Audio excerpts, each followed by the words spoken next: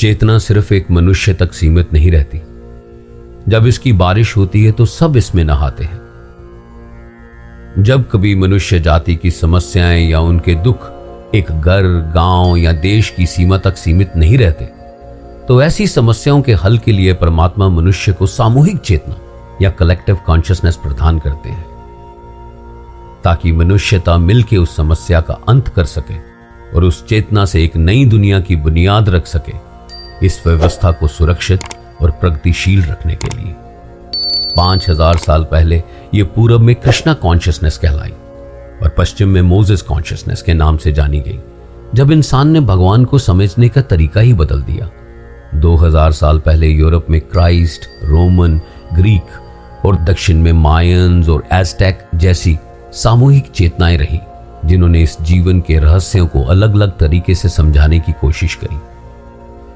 700 साल पहले इस चेतना का नाम रेनेसांस दिया गया, जब पूरे यूरोप में चित्रकार और मूर्तिकारकों का जन्म हुआ, जिन्होंने इस सृष्टि के निर्माता और निर्माण दोनों को अपनी उंगलियों की चेतना से खूबसूरती से सजाया, जिसे हम दुनिया भर के संग्रहालयों में आज भी देखते हैं।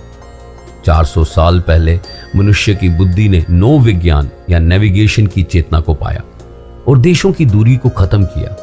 इस चेतना से दुनिया भर में एक्सप्लोरर और ट्रैवलर्स का जन्म हुआ, जिन्होंने मानवता को इस पृथ्वी पे उपस्थित विभिन्न कला, ज्ञान और सभ्यताओं से परिचित कराया, ताकि मनुष्य जाति एक दूसरे से सीखकर अपनी जिंदगी को बेहतर बना सके।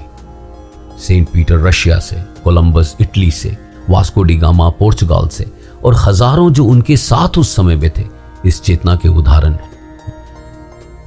200 साल पहले दुनिया भर में आविष्कारकों का जन्म हुआ और मनुष्य ने वैज्ञानिक चेतना के चमत्कारों से अपनी जिंदगी को रोशन किया।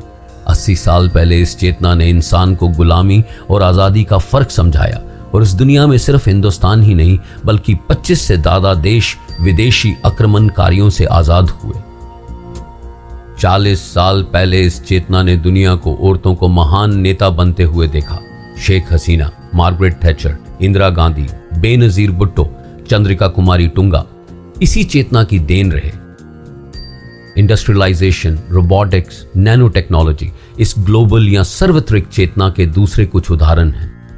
हाल ही में कोविड-19 से इंसान की लड़ाई या फिर जॉर्ज फ्लाइड की मौत के बाद अश्वेत जिंदगी की दुनिया में महत्वता, ये सब निरंतर बदलती हुई कलेक्टिव कॉन्शियसनेस का हिस्सा है। नई चेतना अंधकार और अज्ञान ही नहीं बल्कि उसकी अज्ञानता से बने हुए समाज में कोई भी चीज को नष्ट कर देती है, भस्म कर देती है, एक नए समाज के जन्म के लिए।